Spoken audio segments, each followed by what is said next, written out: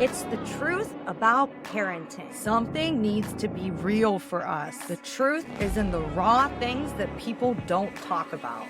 This journey is not for the weak. Welcome to the Mama Jack podcast.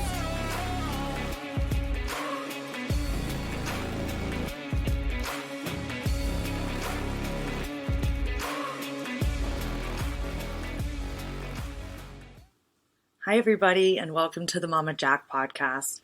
On this episode, I talk with my husband about my healing journey, his healing journey through my healing journey, and the ups and downs. There were a lot of downs, and you will learn all about them right now. Everybody, you've heard him before. If you're watching YouTube, you're seeing him now. This is my episode with my darling husband, Casey Norton. Okay, so we went through a lot over the last couple of years, didn't we? Yes, we did. We are. So, obviously, Still have rings. Obviously, we're still together, Mm-hmm. which is the great part, right? Mm-hmm. But that did not come without some trials. Bumps in the road. I'd say big potholes. A ditch. That might have taken a tire out and maybe messed up Some transmission suspension. Okay, so I was obviously in a deep, dark place for a long time. Mm-hmm. From what I would even say at the end of Kennedy's pregnancy, which was all the way back in 2019, Yep. all the way through last November, really. Mm-hmm. And then even last November, it took me a couple months to transition Mm-hmm. out of that. Now, you were also feeling a lot of stuff. And I personally believe that you could have very much had postpartum depression with me, especially this last time. So can you describe a little bit? Let's start with this last time, like right before my mental breakdown. Mm-hmm. What was going through your head? Like in your life, what was happening in your life? Like we want the whole story. Like what was going on? So with last November, before last November, basically, we had been on this weird level with each other where we were kind of just going through the motions. We were on this weird level where we were kind of just going through the motions, right? We were just going through the motions of every day. There was a lot of crap happening. We had already moved by then. I mean, we had. Oh, so you're talking yes. But I mean, everything leading up to it, right? Mm-hmm. We were like zombies that were kind of. We were zombies, so we wanted our own place. We wanted out of where we were staying, just so that we could continue on with our life and start our life anew with four of us. And that didn't come with what we thought it would come with. Yeah. Which is work. Yeah, we moved here and I didn't know anyone, so I had to immediately reach out to everyone that I possibly could find that was even industry related in Atlanta. And that took a while to come to fruition to have anyone really reach out and have anything work with that. But there were just economic reasons that kind of hindered me from getting the work that I wanted. And also I didn't know enough people, but also they were kind of already, by about last year, they were sort of already preparing for a potential strike, which there was 2 of them congruently, lasting about 6 months. In the move, we had spent all of our savings. We moved twice. After the move, because of no work, we had nothing. We liquidated our stock portfolio. Yep, everything gone. Because just to stay afloat. So we're thinking that we're moving to this place, and oh my God, like living is so much less expensive, but you're going to be making the same amount of money. And then we're not making money. And then I can't get a job because I can't get my license. And then, my postpartum depression, I could barely move. So what was going on in your head at that time? Like, how were you feeling about yourself? Because you're supposed to be the provider and all of that stuff. What was happening with you? Felt like a failure and that the walls were caving in and that everything was completely out of my control, even though I was trying to grasp control of it every single day. I wasn't being lazy about it, right? I was looking for work. I was applying for every job that I could. I was trying to get my foot in any door that I could. And it took me going through depression and getting diagnosed with anxiety and depression as well to start my, medical routine for that. But what did that look like for you before? Like the stuff that, I mean, people can be going through with their wives and they don't even notice, like, because you were pretty dark. So, can you explain some of that? Like, what you exactly were feeling to finally be like, I need to be on medication, I need help? Well, I didn't want to be here anymore. I I had felt like a failure. I felt like this, and it was all in my head. I felt like a freeloader because I was, constantly asking family for help, and like, which I had never done in 30 plus years. I'd Yeah. never done that, and it was I was going through a lot. I mean, I was driving for Postmates, I think, or DoorDash, whatever, and the money was horrendous. And for what I was putting on my car, it was so stressful that I was just trying to do anything that I could. But I didn't want to get a normal 9 to 5 because we didn't move here for that. Like we moved here so that I could continue my career on, right? And it wasn't until really Christmas of like a month and a half after we moved here that I think that's about when maybe that's not when I started, but that's when my depression really hit hard. It's because I couldn't provide. I couldn't do what I signed up to do. Yeah, but what was going on in your head? Like, describe the emotions you were going through. I don't even know if I mean, just sadness, and I was anxious about every single day waking up because Like defeat. yeah, total defeat. Mhm. It didn't matter what I said or what my resume showed or who I reached out to. There's only so I can't force anyone to hire me. I can't force anyone to bring me on or give me a chance. And those that gave me a chance really helped me out for sure in the short time of being depressed. But I felt that everything was on my shoulders, and there was nothing I could do to alleviate that pressure. And that was the first year. That was the So first year that wasn't even going going to into my, yours, yes. right? So then you have a year of your wife. I was a zombie. Like, I've already talked about that. I was a zombie, a complete zombie. I was totally on autopilot. I was unhinged. I would scream about anything and Hmm. everything. There was a time that I was ripping my hair out. There was like, I didn't want to be here, and it was obvious I didn't want to be here. Somehow I kept it together and I did what I had to get done. Whoever was involved with that process, not of this world, I'll tell you that much, because I don't know how I even did that. And that must have made you feel a certain way because I'm your partner. Like, were you so exhausted and depressed that you felt like it was a burden? Absolutely. Yeah, I did. I was actually just going to say that. And I felt, of course, I feel bad saying that. You're my partner, you're my wife.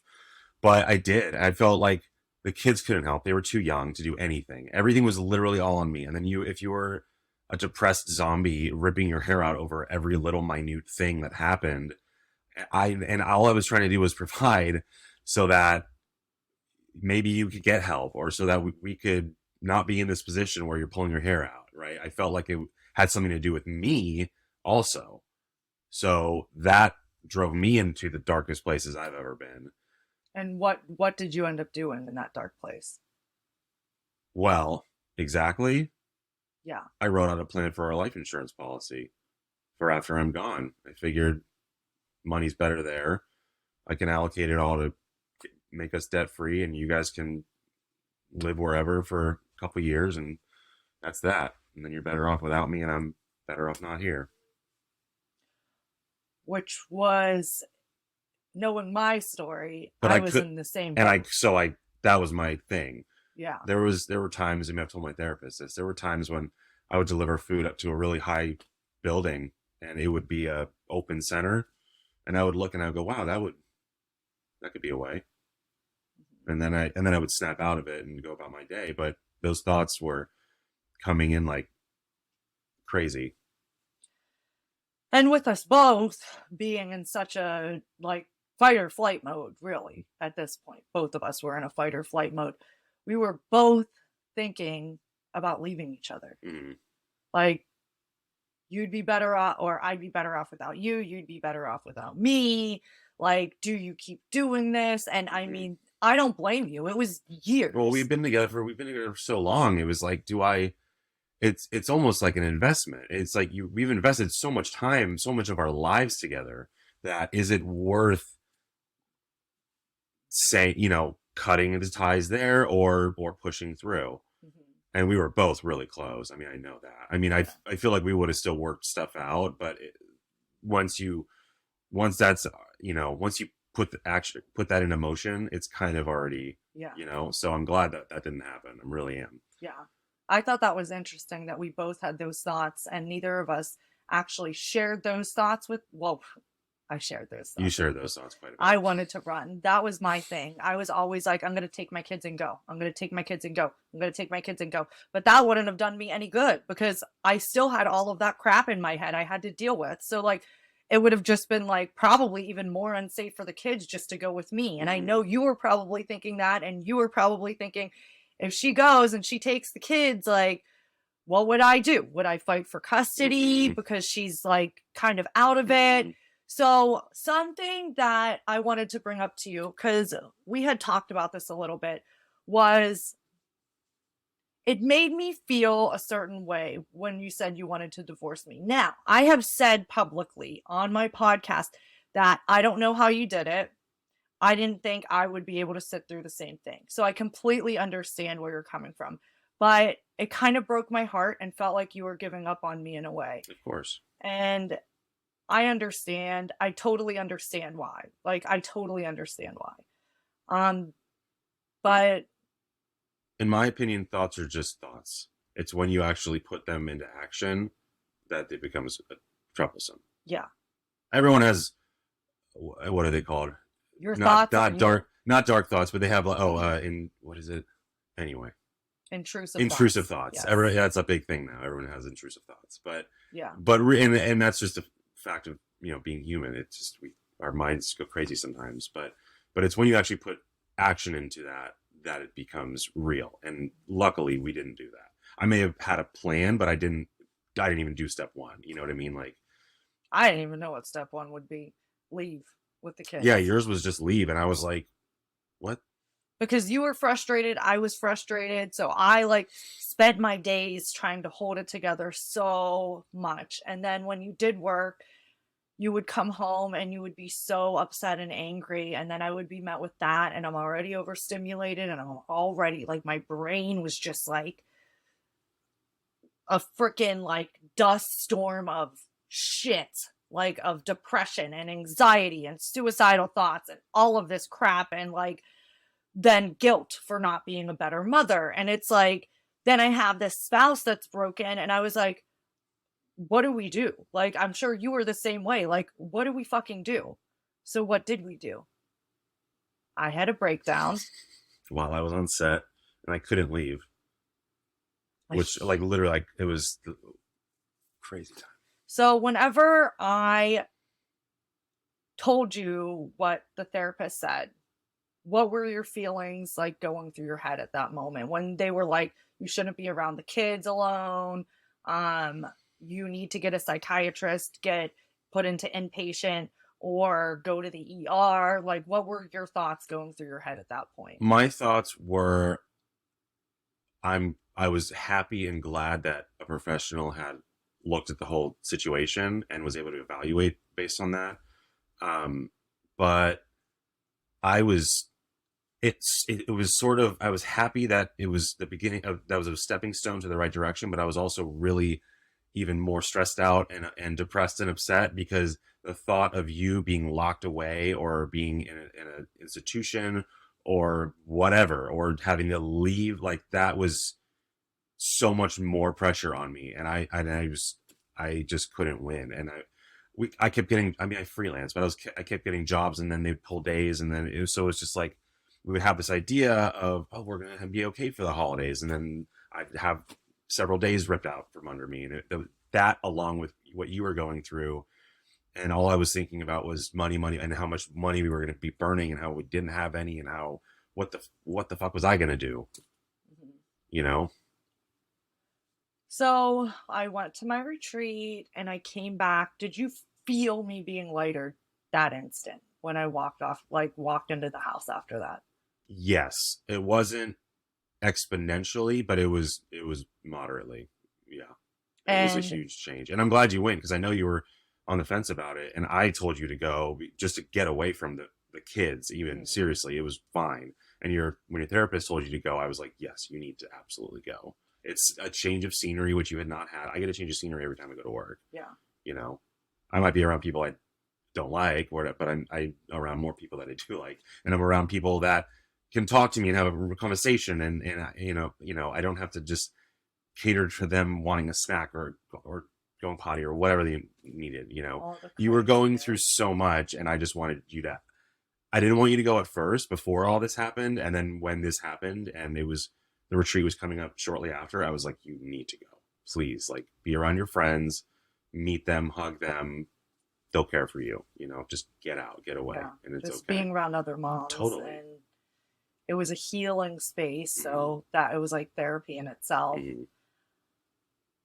So obviously, I put a lot of spiritualness into my practice. And what would you say is the moment that you started to feel better, like after I started to feel better? Because I know there was some like transformation in there. Like I remember talking to you and you would get super defensive, and I was like, no, no, no, no, no, no. Like that's not how I mean it at all. Like it's, I'm just talking to you, but I didn't blame you because it was probably almost like a PTSD thing. It Like I was. have to learn who this woman is that is my wife again, because I've been dealing with this depressed, anxious soul for 4 or 5 years almost. Will And snap at you for any reason, so yes. you're just walking on eggshells the whole time.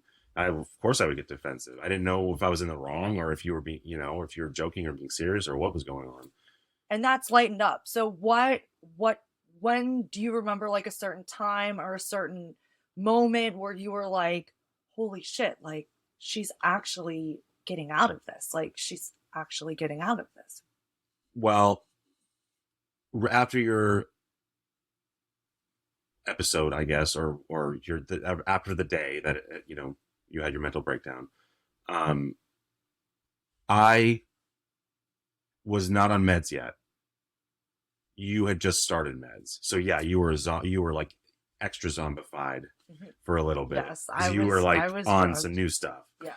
for like a week at least, and but then it kind of let up, and you started that really helped out a lot. Like that was almost instant, actually. A week or two later, that it started to really help you out, and then I was still going through my stuff because of no work, and we all knew that this thing would happen, with the strikes would possibly happen, and everything was kind of shutting down anyway for the holidays. And so I was already still depressed from that. And you told me to get, I think I kind of broke down to you and was just like, what do I do? Like I'm doing everything I can. I'm busting my butt, and I'm not getting where I need to be, where we need to be. We were going through so much financial stuff too. We couldn't keep up with our bills. Like it was bad. And you told me to go, you said that I should talk to someone, and my therapist or whoever it was, and possibly start an antidepressant. And so when I started therapy again, and we talked about that more, that became evident that I was anxious and depressed as well. And since then, maybe a couple weeks after I started, that is when I started to feel better, and I started to really be able to reprogram my brain, and how I go through every day with meaning, and I make every day count, and I try not to I try not to dwell on the bad things. I try to find the silver lining in everything, right? I think that's been pretty noticeable. But So do you feel like my healing process has helped you at all? 1,000%. In what ways? You're much more calm and collected and thoughtful. And you've really become the woman that I fell in love with again. Yeah. And that's huge. Because I thought I lost you there. It had been basically since I left for Mexico before Kennedy was born for that job. I was kind of getting shit from you from then too, because, you know, Yeah, well, it was I all on was me. alone a You lot. were alone a Yeah. lot, and it was all on me. And I was on vacation because I was away in Mexico, but I was working. Good, there's only so much I can do. I'm in Mexico. I'm gonna eat tacos and drink beer, but And I was just pregnant and like, pissed off. Yeah, just seething and back then we home. had to move and you were on Big Brother and I was like, Yeah, then we had to move because of mold, and we had to break our lease early and deal with that. And we moved the month Kennedy was born. yep. You were 8 months pregnant, packing a truck. And then he was like 6 months and COVID happened. And then Yep. we ended up moving when I was pregnant with Harlow. Because COVID opened our eyes. We were paying for all these amenities that we couldn't like, get. And we were like, what are we doing? We went through a lot of shit in the past couple years. Like a 4 lot years of shit. since Kennedy was born. And it could have broken us very easily. Oh, Like yeah. it did break us. But I think it's fantastic that we both had this little thread that just wouldn't let go. Mm-hmm. Because I always thought to myself, I was like, okay, let's say we get a divorce. I need to be in a relationship. Not need, but I like to have comfort with somebody. And I was like, but Casey's my best friend. Like, we're going through bad times now, but like we reached a point, or I reached a point in my healing journey where I was just so clear and so happy again. And I looked at you and I was like, damn, I got a good one. And I was like, I want to go on dates with this man. We need to make out. Like all of this stuff. It was seriously like, I don't know about you, but it was like we just started dating again, but like better than when we just started dating again, because we had gone through this huge battle together. And like, the other side finally seeing it, and we still go through little things now, but like it doesn't seem as bad. Does it seem as bad for you, even like, with the strike and everything? I mean, I don't even think you took that as hard as you would have a year earlier. Like you really dealt with that well. But I mean, the car accident that I was in last year would actually probably saved my life. And I'm almost going to cry saying that, because if we didn't have that settlement, I don't know if I'd be here. Yeah. I really don't. A lot of people didn't. A lot of people, we lost a lot of people in our industry lately. It sucks. Yeah. That car accident saved my life. Well, things happen for you, not to you. That's the biggest thing that everybody should be thinking about all the time. No matter how shitty it is, you're growing, you're healing. Every time you heal, you feel more freedom on the other side. Like life can suck so bad, but finding that silver lining in everything, finding it in yourself. That's where I feel like what changed in you is I keep instilling in you, I'm like, yourself. What are you doing for this? Like, are you meditating? Are you doing this? I'm up your ass a good bit about it. And then I back off because I don't want to force anything on you, but I just know what worked for me so well. And I was like, oh, I know this is going to work for Casey. And even when you got that, like he got the 369 book for manifestation and affirmations. On my own too. I didn't even really when I saw it come in, the shadow workbook too. When I saw that came in, I was like, what the hell? I would have never cared years ago. I would have never done that. And you still haven't done the shadow workbook, which I have been up your butt about because I know it will help with other things too. But the whole point of this is that, God, we went through such a shitty ass time together. And I feel like we're at the other side now. And like spiritually, I feel like lifted. And I don't know about you, but like I literally stand taller. And I feel like the energy shift in our family, even with our kids, Mhm. is so different. And it's just been, it's looking at something horrible that happened, but we grew so much from it that how can we not have gratitude towards that situation? And now we're still climbing, right? But like, I feel like in the future, when we hit that and like, I'm going and you're going with work and we get to that level, it's going to be like that story. Mhm. Like, we're going to have that story, that people talk about. Like, Jackie and Casey, they work so hard. They do all these great things, especially for the community. We're going to start like nonprofits and everything. And it's just like they started from nothing. We had stuff, we lost stuff. That's a very American story, I feel like, right now with a lot of people. And it's just up from here, baby. I don't know if that's how you feel It too, is, but and not to backtrack, but you know what? I don't even think I was on meds when Bon Bon died. yeah, I think that actually broke me the most. yeah. He was such a little shit, but I we had to put him down because we didn't have money. Bon Bon was our cat.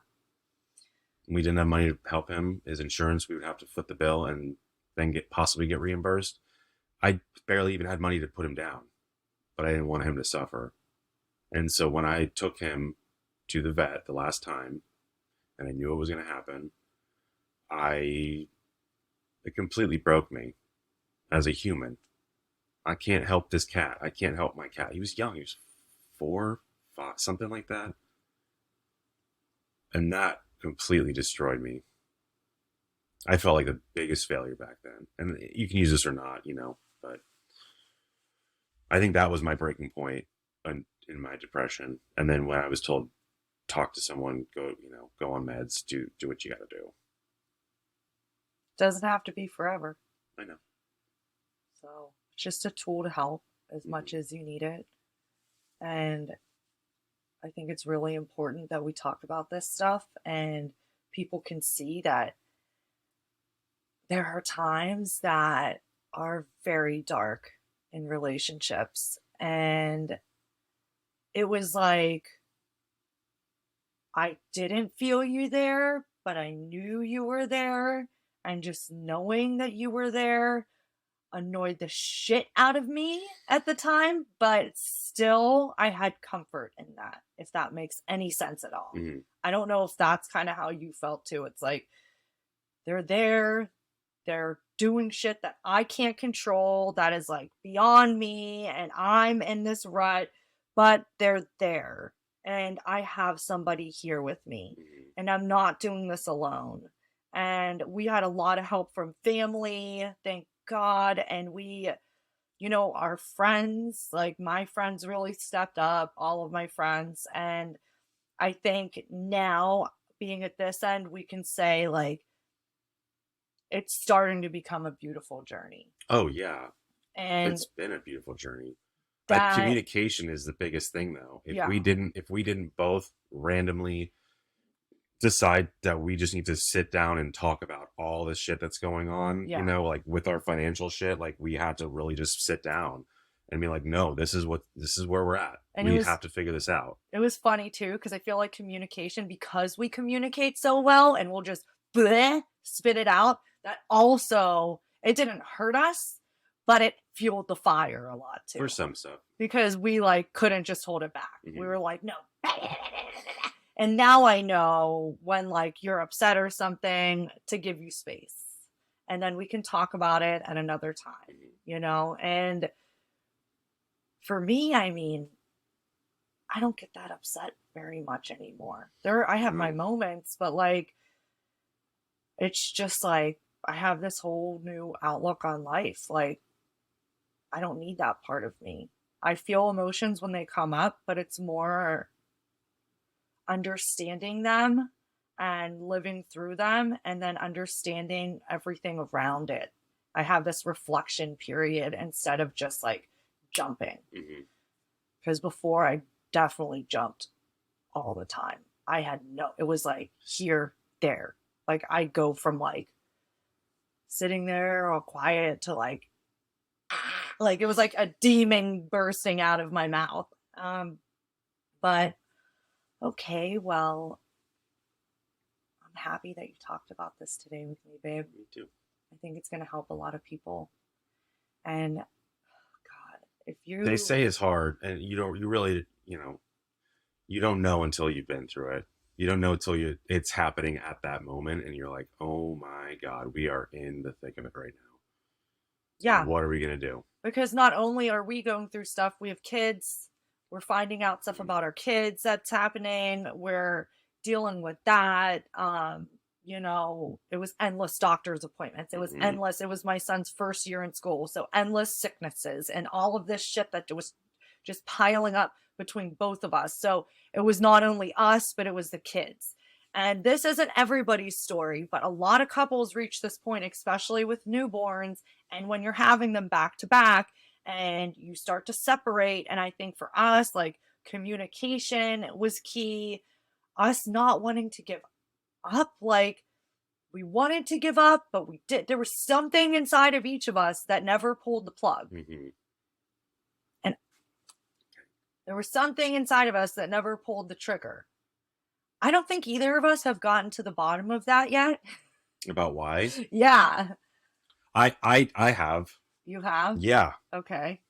This was my at the time thinking, right? This is not now. Now we're fine. We're great. But at the time, it was more of a hassle than just trying to push through. Because I was already, I just couldn't handle that. It was kind of financial too. Like I would have been completely screwed. Everything would have been everything, but both of our family would have been completely screwed. It would have been such a nightmare and a headache, and make you question, did we do the right thing? Was this worth it? So instead of doing that and crossing the line that's been drawn in the sand, why don't we stay on this side and try and figure it out? And then we can both go together. Yeah. Let's things simmer down. Well, It was good that you were able to put that together in your head. I know a lot of it was finances. So I also just didn't want to date again. I didn't want another. Yeah, fuck that, dude. But on top of that, like I couldn't find anyone like you. I mean, I don't know. It's been so long. I didn't really care to start looking again. I didn't care to start rebuilding my life in that way. I'd rather try and figure it out with the one that I made vows to.